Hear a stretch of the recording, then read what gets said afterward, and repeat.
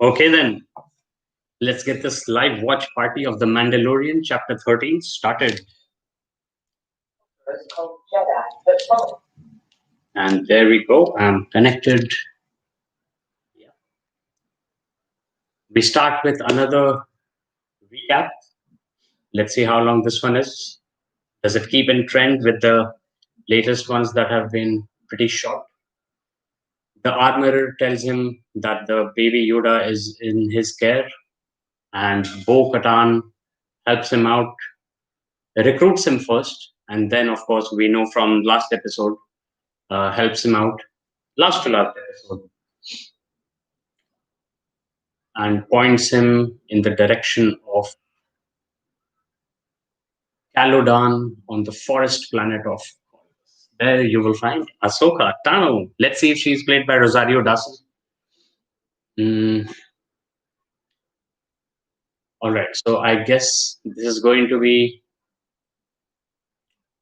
continuing in their search for the Jedi.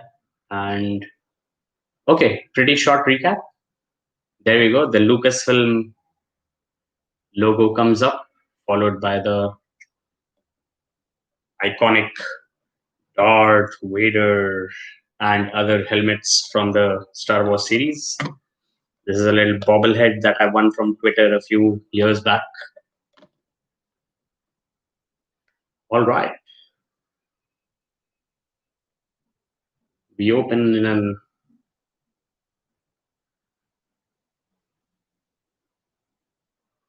armed conflict zone. Soldiers running around. Not such a well-to-do setting. And they're surrounded by forests.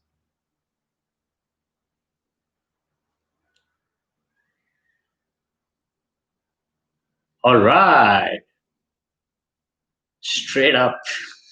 Ahsoka Tano is wielding dual sabers and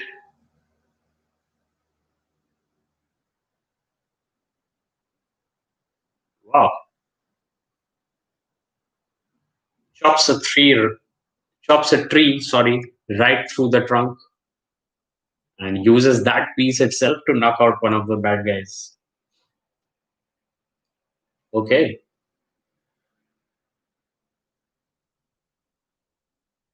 it seems that she is single-handedly taking on this entire army of mooks. Mooks being the TV tropes term for foot soldiers who are bound to die. Okay. Point of view. Yeah. Some point of view shooting right over there.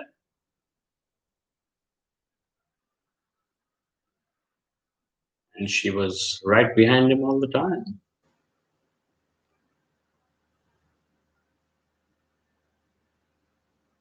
So I guess she's making a point about the Jedi being nearly unmatchable in combat.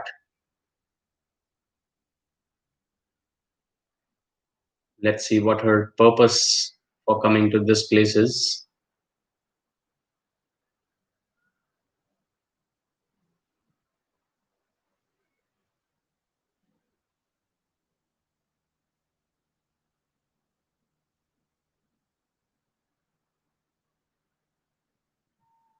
Some sort of story progression going on here, which is foreshadowing something that even Ahsoka Tano is looking for, which is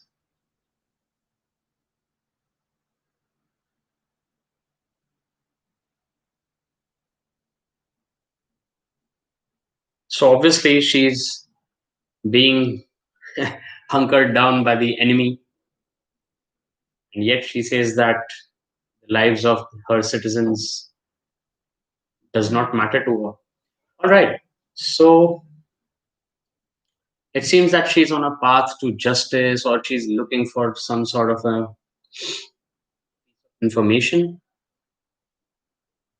Okay, and there goes an ultimatum. A throwdown has been issued, and she gives them a day to decide. Decide what? We don't know yet. As usual, a military commander making empty promises of being ready to handle her when she comes back. Next day, I presume. All right, chapter title: The Jedi, which is what Star Wars is all about, isn't it? It's about keeping the Force and using it to make sure that good triumphs over evil, the light side over the dark side. All right, Baby Yoda. This is his older version, of course, but nevertheless, Baby Yoda completely disregarding his Mando's direction to get back in his seat, and he spotted that ball thing again, which was the first thing that actually got Mando sentimental about him, reminded him about him once he had left him in the Imperial's hands. Played by Werner Herzog, by the way. So I watched another thing by Werner Herzog, which is called Fireball, and it's an awesome documentary. You must watch it if you're interested in space and how humanity has been fascinated by meteorites, especially those that made it onto the surface intact. Okay, they're showing the gear lever ball thing quite often, and there goes Baby Yoda trying to influence the ball to come to him using the force. Practice, eh? So what this does is it's add to how the baby is learning to control its powers. It's sort of like cognition, how cognition increases over time for babies. And he got the cookie packet in the last episode from the fellow student across from him on his side, not just across. And before that, I mean, he has known that he has the ability, like he healed Grief Karga's arm when it was slashed by that dragon. Now I guess we are seeing Baby Yoda realize that he can use the force or his control over the force to influence things subconscious. Oh, there he goes. He's got the ball thing in his hand. So yay, Baby Yoda. At least he's not going to eat it. That much we know for sure. All right. Is that a Chekhov's gun planted there? Because Mando took the ball and tucked it away in his armor, in one of the pockets beneath his armor, I guess. Beskar steel, the best thing to have happened to Mandalorians since they learned how to follow the way. All right. Side wipe, like the usual Star Wars side wipes. Okay. He stands where Ahsoka Tano stood just a little while ago.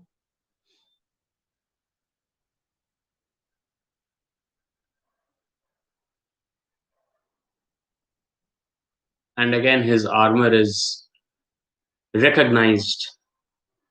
It's kind of symbolic that the Mandalorians are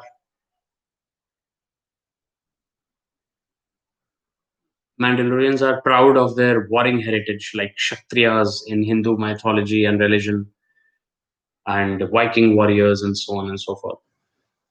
They've obviously gotten training in all sorts of combat, both armed and unarmed, uh, because and I mean, stormtroopers are just not a category of enemy at all, because they are just there to add to the runtime of the episode. But yeah, even against other skilled enemies, the Mandalorian Din Djarin, played by Pedro Pascal of Narcos fame and Game of Thrones, of course. So at no point has he been inconvenienced more than a little by his enemies. And of course, the armor helps, which is what started this monologue about Mandalorian weapons and warfare. Okay, let's see how he interacts with the citizens of this city, which seems to be in dire straits. Children are like just fascinated by Baby Yoda.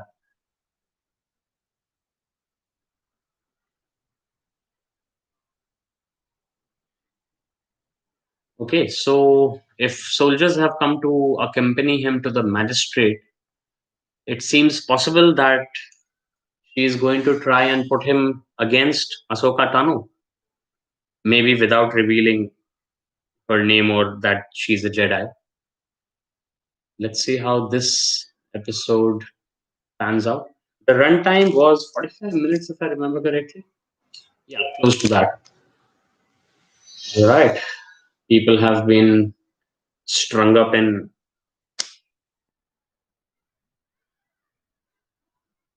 along the side of the road just to showcase the brutality of the rural, I guess.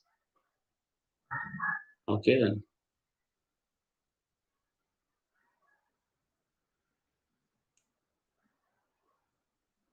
Yeah, so, as usual for dictators and tyrants, the rest of the city is almost ruined, but she is in relatively good comfort with a water feature going and nice little greenery, which is always nice. Okay, straight up, she wants to make sure that she is a Mandalorian. Oh yeah, and I'm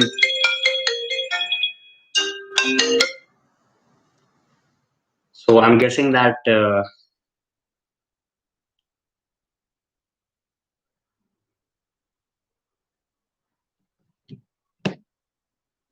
yep, I want you to kill her.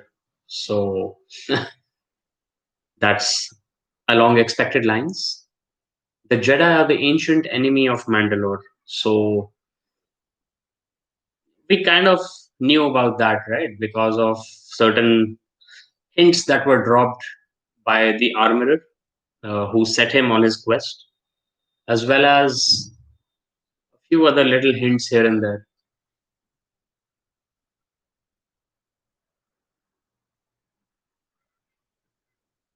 Okay, so some sort of a spear,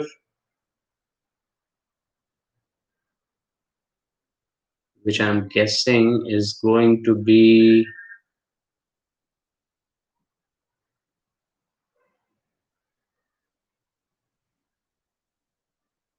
Beskar word drop. But yeah, that was an easy guess. All right, so she's offered that as payment for killing Ahsoka Tano, as is usual with the Mandalorian.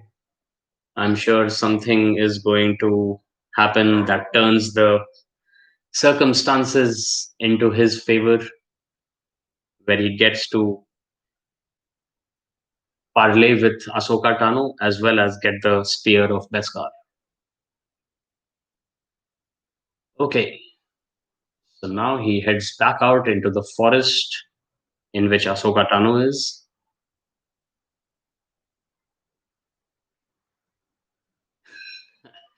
And now instead of saying wherever I go, he goes about Baby Yoda, Mando says, I keep it for luck. So that's a nice twist. They've always talked about Baby Yoda being a pet for Mando. Like in the last to last episode, he said, I have enough pets, meaning him, obviously, when Baby Yoda wanted to keep the frog that had just hatched from the frog ladies and the frog man's egg. Okay.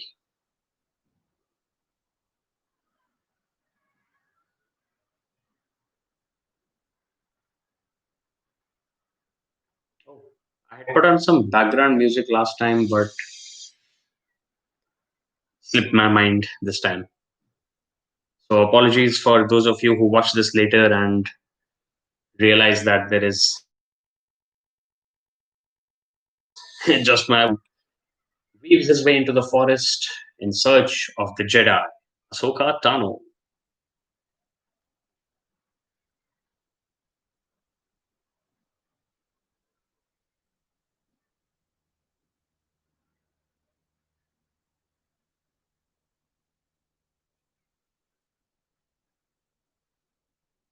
and he switches on that footprint tracking feature in his helmet. Here's something, and he sets Baby Yoda down. That one-eyed telescope looks like a pirate's telescope. Okay, one of those animals, but obviously that wasn't a fall. Yeah, there we go. Oh, interesting. Beskar can hold lightsabers, hold off lightsabers. Wow. All right, nice intro there from Ahsoka Tano. Completely matching Mando move for move. And yep, as soon as she sees Baby Yoda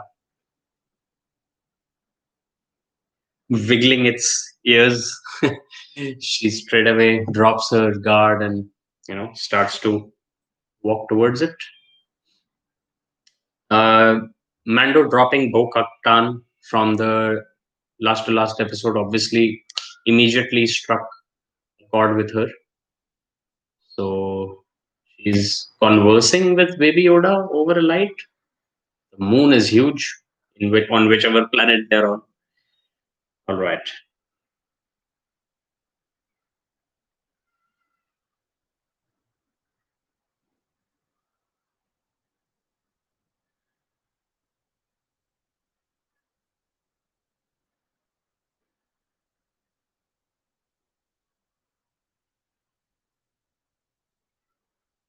Okay. Sorry about that. Work to take care of. The office never sleeps. All right. So,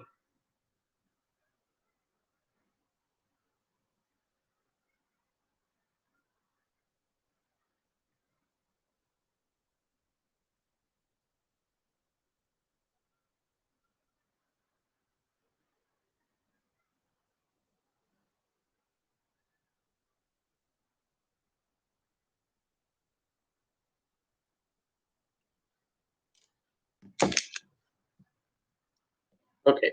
Some sort of subliminal knowledge exchange going on between the two. And she's carrying around baby Yoda like she's known him all his long life. Okay.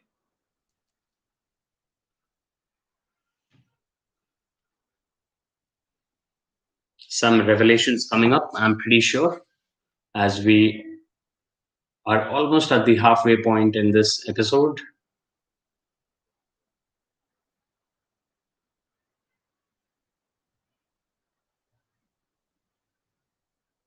That's a very long silent stretch.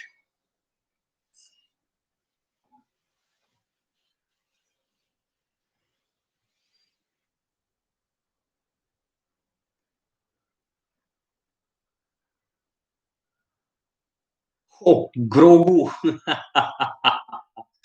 Okay, so the name is Grogu. Grogu. I'm pretty sure. Grogu. All right.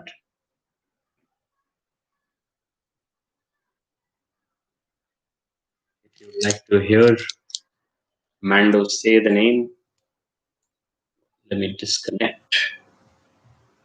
Right.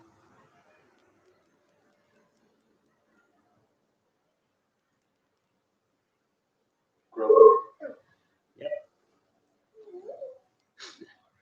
Grogu. All right.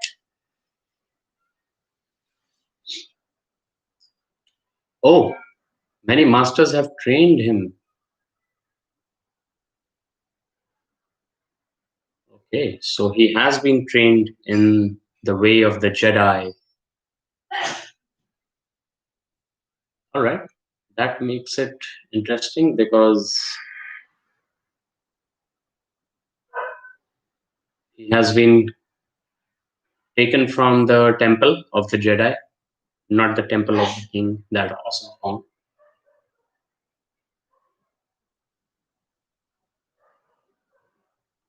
Okay, so he is not Yoda because Ahsoka Tano out and out said that I've only known one thing that was like him, and that was Yoda.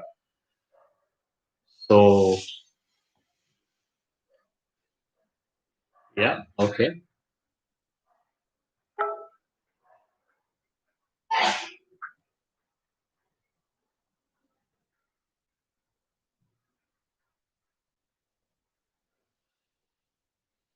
Oh, baby Yoda is sleepy, and seems like he's dozing. And Mando thinks that his quest is going to be complete, but okay, so the Jedi Order has fallen, and the Empire too, but some other forces are at play, I'm sure. Okay, one thing I'm going to say is that the styrofoam or whatever getup that has been used to make Ahsoka Tano's headgear, hair, so to speak, alien hair, it's showing its dents in the middle, and maybe that's, I mean, it's ILM, Industrial Light and Magic. Come on, I'm sure they could have removed them if they wanted. I mean, I'm all for their choice of using an actual, you know, synthetic prosthetic rather than relying too much on CGI, which this series has generally kept to the space and the technical aspects. Okay, so are we going to see? Yeah, so she's trying to play catch with him with a pebble using the force.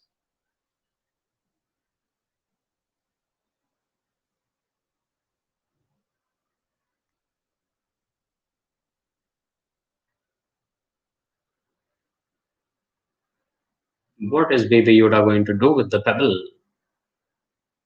I'm pretty sure it's going to be something unexpected. I mean, it won't be Baby Yoda if he just followed what he was told to do.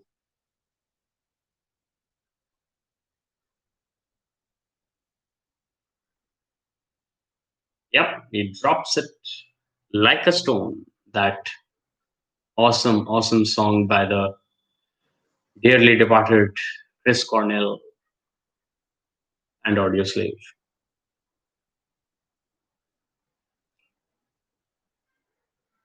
All right.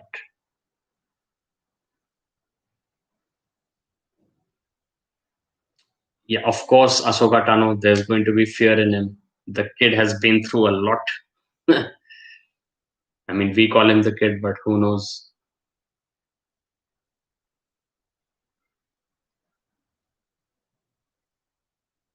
Okay, so I'm pretty sure she's going to. Oh, I thought she was going to try.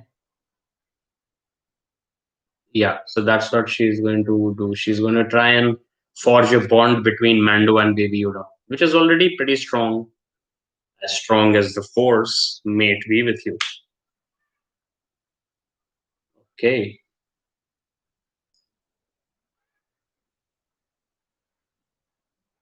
this is going to be slow going because nobody masters the Force, you know, again so soon.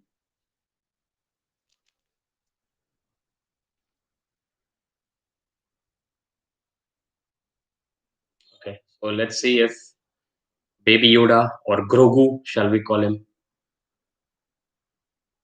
Let's see if Grogu listens to Mando and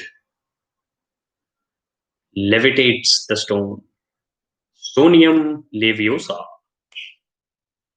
That's Harry Potter. I mean, I'm sure most of you who are interested in pop culture will see the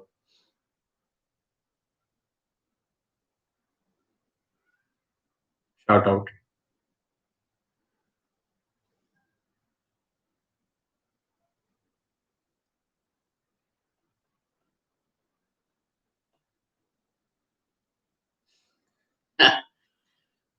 There is the Chekhov's gun, the little ball on the lever that Yoda always, oh, sorry, Grogu always wants.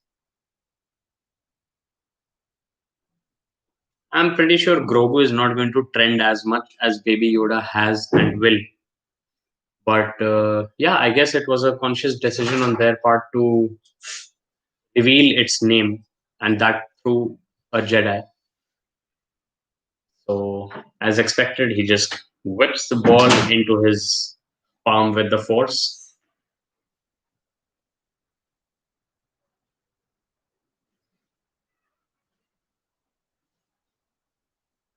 So, as was seeming inevitable, Mando is going to be the one to train Grogu.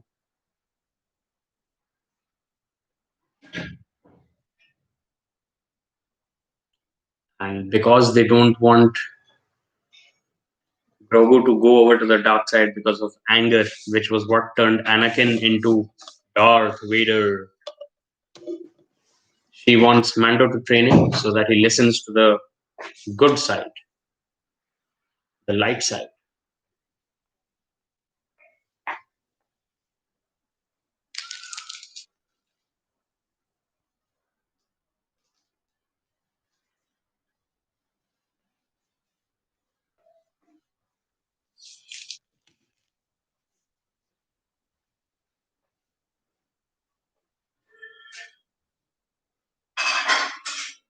So, obviously, they come to the conclusion that they have to get rid of their common enemy, which is the magistrate.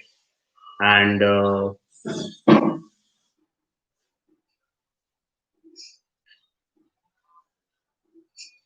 yeah, that commander guy is ex military.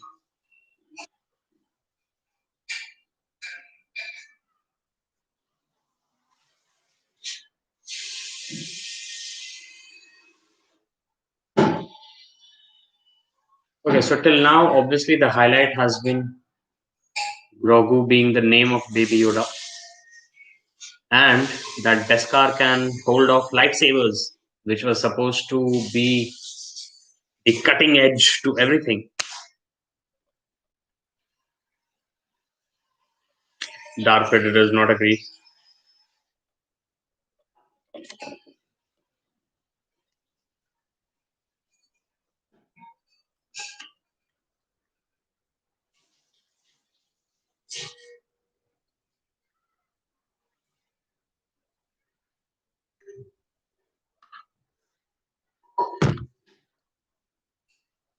Okay, so the Mando and the Jedi are going to join forces. So technically, that's two Jedi and one Mando.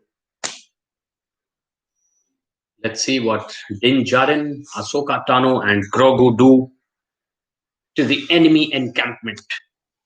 Okay, I assume that this is going to be, yeah, so around 16 minutes, 42 seconds of runtime remaining. 42 being the answer to life, the universe, and everything, as explained by Douglas Adams in Hitchhiker's Guide to the Galaxy. All right, there we go. A gong has been sounded to. Okay, so the gong has been sounded to sound the alarm. Ahsoka Tano just straight up taking out the front gate. Okay, and there goes the gong. See, so I can see that the lightsaber isn't even long enough to slice through that huge gong. But suspension of disbelief is what it's all about, isn't it? All right. Okay, the magistrate is coming out with that Beskar spear or staff, as Mando called it. So I don't think that it's going to be any. Is the staff of any use? Let's see. Is she a Jedi as well? Who knows? We'll find out in a moment.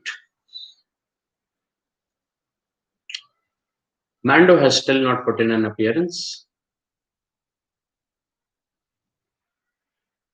There we go. Okay, so this Ahsoka Tano walking down a deserted street through a city towards the enemy and all the uh, mooks of the enemy carries on that Western theme that is prevalent throughout the Mandalorian. So I guess there's going to be a oh, so they are playing the deception game. All right, the Mudhorn insignia on the Mando's shoulder armor has been used to show that she has killed him. All right, so now all guns blazing. They're after Ahsoka Tano across the rooftops, behind the building, as is to be expected in a Western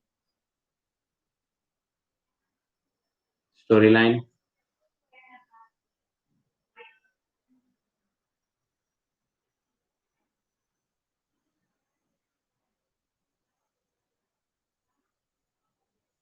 All right, there. Okay, here comes Mando. It seems the citizens were also about to. I mean, one citizen at least was also about to rebel. Oh, and Star Wars, Clone Wars, and Star Wars Rebels were the source material for Ahsoka Tano, if I'm not mistaken. There she goes, taking out more of the mooks. So this ex-military army commander who has retreated to a small. Oh, and he has a Beskar shoulder armor as well. At least what seems like a rundown Beskar armor. Okay, so gunfights in close quarters, very sci-fi trope fitting. There we go. Okay, so it seems like she drew out her dual lightsabers from one, so the handle splits into two, something like that, and it seems she can control the length of the lightsaber as well. Because it seemed like she had extracted just two little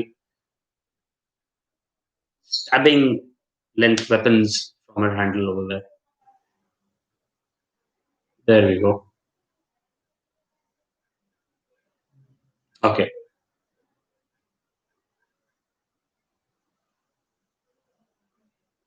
Wow. That is a droid that is not going to get repaired again. Sliced into three. No matter how much acrobatics they do, I don't think they're going to be any match for a Mando and a Jedi. All right. Prisoners have been rescued and shunted to safety.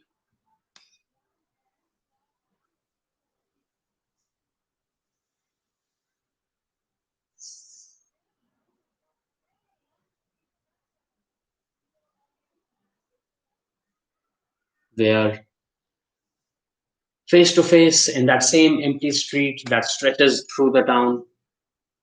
There's going to be a face off, mano a mano, between Mando and the commander of this ragtag Mook army, and Ahsoka Tano and the magistrate. Gives me that Kill Bill feel, when she's about to kill Bill, as it says in the title,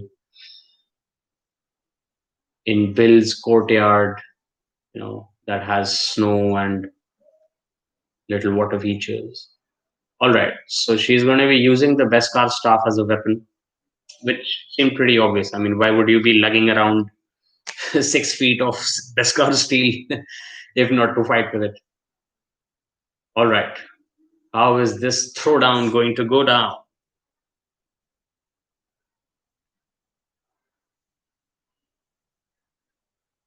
Action sequence coming up.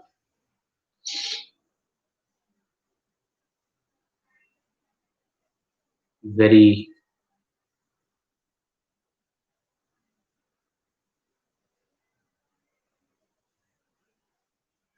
Yeah, okay, so they're testing each other's strength more than trying to out and out kill each other.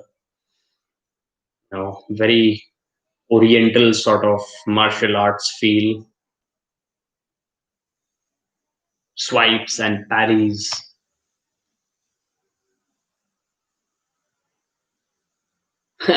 And these guys are outside having a discussion, or rather, seems like picking sides over who is going to win.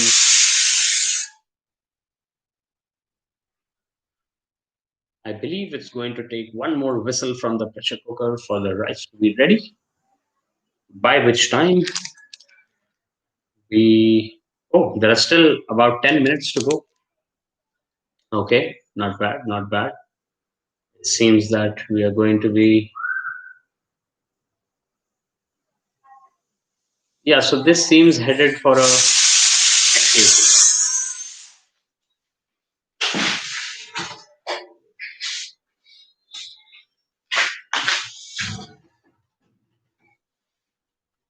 lunchtime after this episode.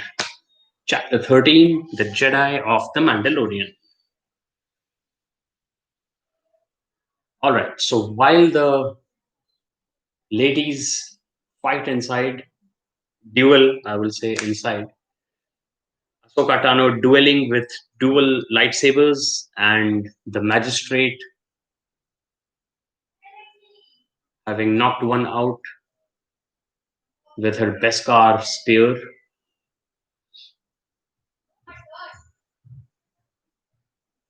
Okay. Some attempts at decisive there. Oh,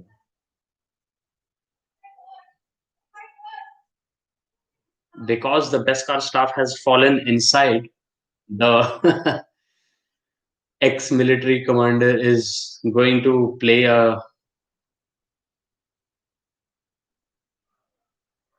Okay.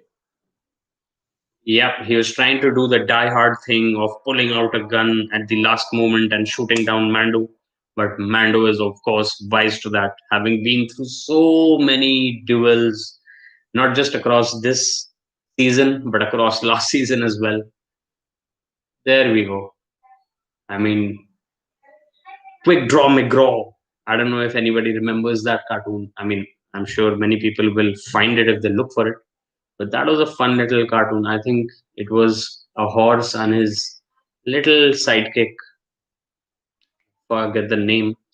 But yeah, Quick Draw McGraw was a Western horse. Okay, so there we go. The victorious Mando and Jedi walking out of the town. Celebrations galore in the town because they have been let go. They have been freed from the tyranny of the magistrate. I think, yeah, so there we go. The Beskar staff belongs with a Mandalorian, and that's another addition to the Mandalorian's arsenal of weapons. His jetpack, his rifle, sniper rifle, which disintegrates people, I must add, and his lethal friend. The lethal friend of the Mando is back at the ship.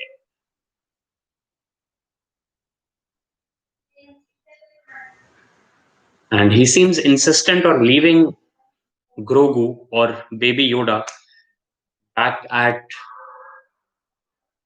the ship just so that he can have a chance, another chance to take him away with him. Because wherever Mando goes, Grogu goes. It doesn't have that mouth feel to it, Baby Yoda. So I'm going to continue saying that Mando and Baby Yoda are going to continue on their way, on their adventures. Mando takes off his jetpack, and there is Baby Yoda snoozing away in a hammock.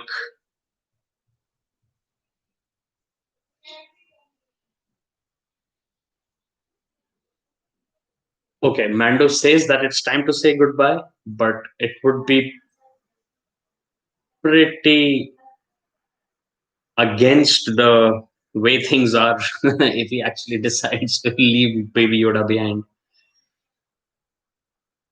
All right. And yep, it seems that he's trying to make up his mind to leave Baby Yoda behind. Oh, that rhymed. But Ahsoka Tano is waiting at the end of the Razor Crest's ramp to try and convince him to train Baby Yoda, or rather retrain him, because she said that he has been trained by masters. Who knows how many years Baby Yoda has lived, even though he is Baby Yoda. Okay. Okay, so he's been instructed to go to the planet Tython and take Baby Yoda to the temple there and place him on the seeing stone at the top of the mountain. And then Grogu may choose his path. Is this that temple at which Luke Skywalker merged with the Force? Let's see what happens in the saga of Baby Yoda. Of course, now this episode made sure that this Yoda, the original Yoda, is not Grogu. They're obviously the same species. Check out the ears, but they're obviously not the same being, as was being hypothesized by many Star Wars fans. All right,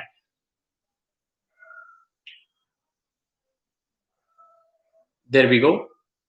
Mando and Baby Yoda are back in the Razor Crest where they belong, taking off.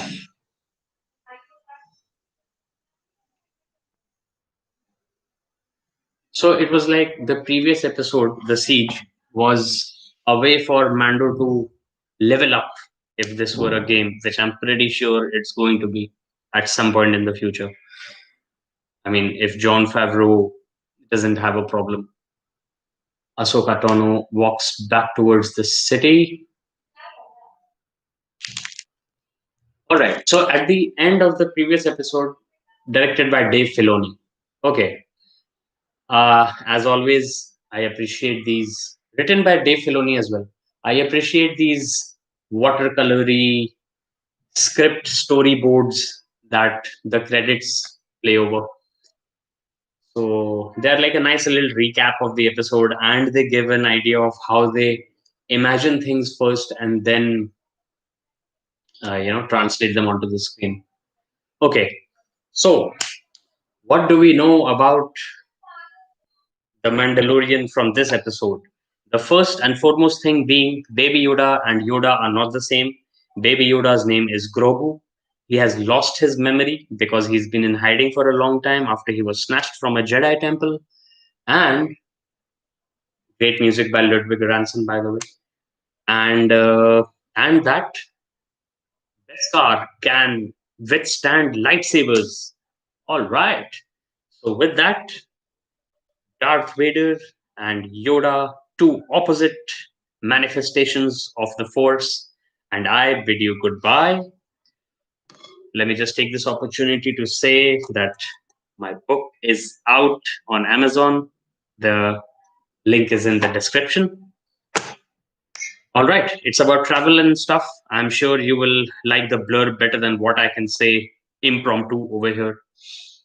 All right, with that, let's call this live watch party of The Mandalorian Chapter 13, The Jedi, to an end. Goodbye from Upinder Bar. I'm Aradhya. Stay safe. Take care.